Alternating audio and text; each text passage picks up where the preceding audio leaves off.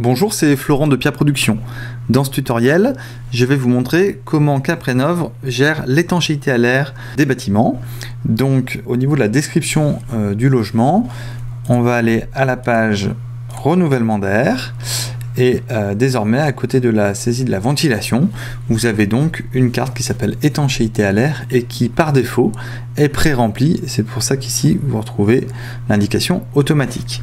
Alors dans cette carte, quand on rentre, on va retrouver ici l'entrée de la saisie automatique de l'étanchéité à l'air, donc soit indéterminée qui est par défaut, soit une valeur estimée de Q4 que vous pouvez rentrer à la main. Ici vous avez un petit rappel de qu'est-ce que c'est que l'étanchéité à l'air avec même une vidéo qui explique en détail les enjeux de l'étanchéité à l'air.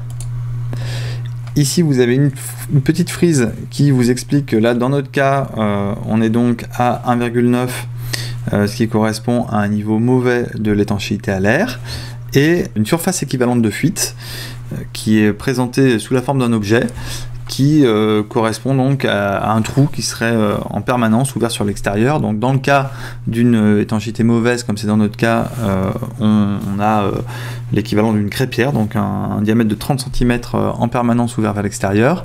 Si on était sur un logement avec une meilleure étanchéité à l'air, on aurait une autre équivalence. Donc là, le meilleur niveau correspond à carrément une tasse, donc un petit diamètre de 6 cm. Par défaut, la valeur est fixée en fonction de l'année de construction et si vous la connaissez, si vous avez fait un test, vous pouvez la saisir. Ensuite, au niveau de vos scénarios de rénovation, vous allez pouvoir aussi intervenir sur l'étanchéité à l'air.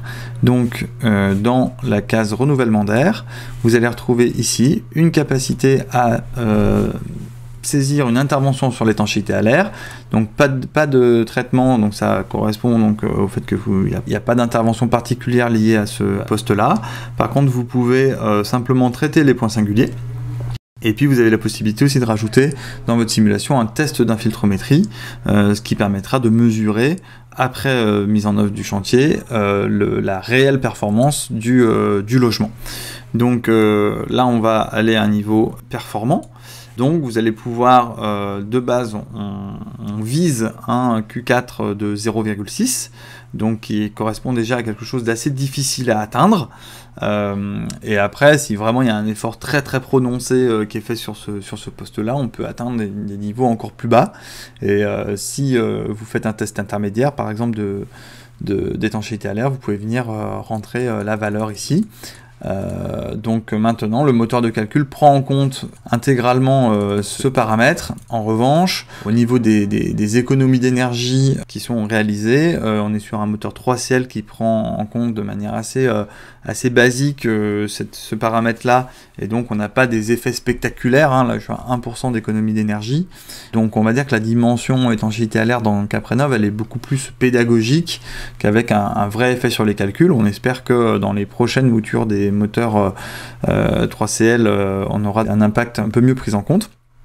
Et par contre, vous allez retrouver lié à cette intervention des postes de travaux dédiés que vous pouvez, comme tous les autres, venir annoter pour expliquer par exemple là que vous allez traiter, je sais pas moi, les sorties de poêles par exemple, ou l'électricité. Et vous allez avoir derrière aussi des prix associés à ces interventions que vous pourrez paramétrer. J'espère que cette fonctionnalité vous sera utile.